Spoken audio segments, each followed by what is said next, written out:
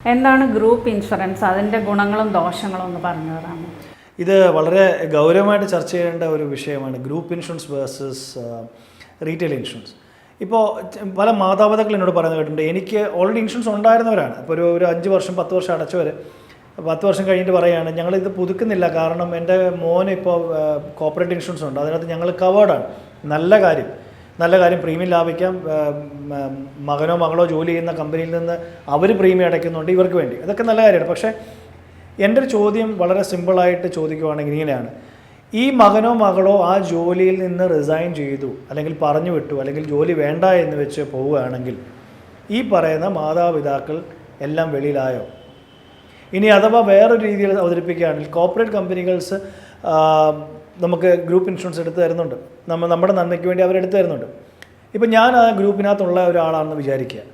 എനിക്ക് normally group insurance ഒരു 3 അല്ലെങ്കിൽ 5 ലക്ഷം രൂപ മാക്സിമം ഉണ്ടാവുള്ളൂ, മാക്സിമം അത്രയും ഉണ്ടാവത്തുള്ളൂ. അപ്പോൾ ആ ഗ്രൂപ്പ് ഇൻഷുറൻസിൽ നിന്ന് എനിക്കൊരു ക്ലെയിം വന്നു എന്ന് വിചാരിക്കാം.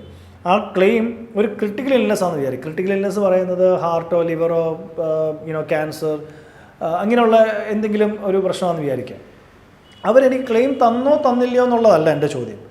തന്നു എന്ന് തന്നെ വിചാരിക്കാം, എനിക്ക് തന്നു, ഞാൻ ആ ക്ലെയിം എടുത്തു. പക്ഷേ നാളെ ആ കമ്പനി പറയുകയാണ് മനോ എന്ന് പറയുന്ന വ്യക്തിക്ക് മാത്രം ഞങ്ങൾ പോളിസി തരത്തില്ല, ഗ്രൂപ്പിലാണെന്ന് പറഞ്ഞത്. ഞങ്ങളൊരു ഗ്രൂപ്പിൽ 100 പേരുണ്ട്, 100 പേരിൽ നിന്ന് എനിക്ക് മാത്രം തരില്ല എന്ന് പറയാൻ അധികാരമുണ്ട് ഗ്രൂപ്പ് ഇൻഷുറൻസ് നിയമം അനുസരിച്ചിട്ട്.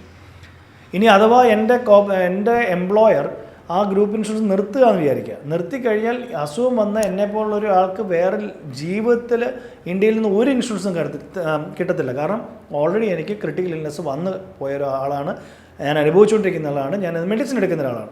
അങ്ങനെയുള്ള ഒരാൾക്ക് ഒരു കാരണവശാലും വെളിയിൽ പോയി എടുക്കാൻ ഒരു കമ്പനിയും സമ്മതിക്കത്തില്ല. ഇപ്പോൾ നമ്മുടെ ഗവൺമെൻറ് സ്കീം നോക്കിക്കഴിഞ്ഞാൽ മെഡിസിൻ പോലുള്ള നല്ല കമ്പനികളാണ്, അവർ കൊടുക്കുന്നുണ്ട്. ഗവൺമെൻറ് നല്ല ഇനീഷ്യേറ്റീവിൽ അവർക്ക് ക്ലെയിം കിട്ടുന്നുണ്ട്. ക്ലെയിം കിട്ടുമോ കിട്ടാതിരിക്കുമോ അല്ല എൻ്റെ പ്രശ്നം.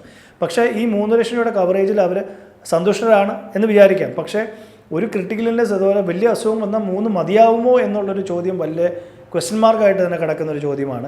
രണ്ടാമത്തെ കാര്യം, നാളെ ഈ ഒരു സ്കീം സംസ്ഥാന ഗവൺമെൻറ് വിഡ്രോ ചെയ്യുവാണെങ്കിൽ അവരെന്ത് ചെയ്യും? അപ്പോൾ എല്ലാവരും വെളിയിൽ പോകും. അപ്പോൾ അസുഖമുള്ളവർ വെളിയിൽ പോയി കഴിഞ്ഞാൽ ഒരു കാരണവശാലും അവർക്ക് വേറെ ഒരു പോളിസി കിട്ടത്തില്ല. അപ്പോൾ ഞാനത് വ്യക്തിപരമായിട്ട് പറയുന്നില്ല, എന്നിരുന്നാലും ഞാൻ കാണുന്ന ഏറ്റവും എന്താ പറയുക, ഞങ്ങൾ എന്ത് വന്നാലും ഇൻഷുറൻസ് എടുക്കത്തില്ലാത്ത പറയുന്ന ഒരു കാറ്റഗറിയാണ് ടീച്ചേഴ്സ് എന്ന് പറയുന്നത്. അധ്യാപകരാണ് ഏറ്റവും കൂടുതൽ ഇൻഷുറൻസ് വേണ്ട എന്ന് പറയുന്നത്. എന്താണെന്ന് എനിക്കറിയത്തില്ല.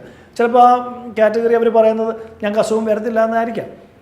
പക്ഷേ എനിക്ക് എത്രയോ അധ്യാപകരെ പേഴ്സണലി അറിയാമോ, അവർക്ക് ഈ പറയുന്ന ഒരു ഗ്രൂപ്പ് ഇൻഷുറൻസ് ഉണ്ടായിരുന്നു. ആ ഗ്രൂപ്പ് ഇൻഷുറൻസിൽ നിന്ന് അവർക്ക് ഒരു വലിയൊരു അസുഖം വന്നു, അവർക്ക് കുറച്ച് ക്ലെയിം കിട്ടി, കുറച്ച് കിട്ടിയില്ല. ഞാൻ പറഞ്ഞല്ലോ, കിട്ടുമോ കിട്ടാതിരിക്കുന്നതല്ല എൻ്റെ പ്രശ്നം.